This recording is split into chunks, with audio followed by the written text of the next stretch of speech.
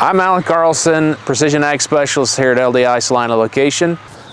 We're here to test plot that I put in. It's a test plot for FurrowJet. FurrowJet is a planter addition.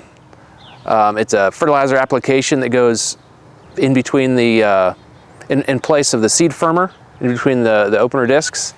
It puts the fertilizer to the side and just below the seed. We've got a couple of different treatments on the corn. We started with just straight 1034. We did a dribble versus the FurrowJet treatment.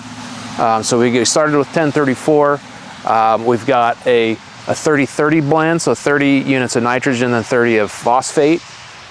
And then I also did a nitrogen, what I call a ramp-up test. So the reason for the ramp-up test is if you get nitrogen too close to the seed, it can burn germination. So since FurrowJet puts it just away from the seed, I wanted to see how much nitrogen I could put in before we would burn the seed. So towards the end of this plot, we've got just 30 units, 60 units, 90 units, and 120 units. Continuing on down the test plot, we've just got two different treatments on the milo here. So just a 30-30 blend on one half, and then just a dribble on the other half. And then down there at the end is soybeans. So we just did straight 1034, 8 gallons, so it's about 30 units. In-furrow phosphate with beans doesn't really matter too much, but we just wanted to put it in and see what kind of result we had. LDI offers many different precision ag products and companies.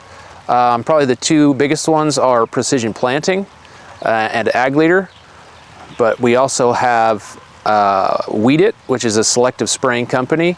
Some of them are just kind of low tech, but still add to a planter's efficiency and effectiveness.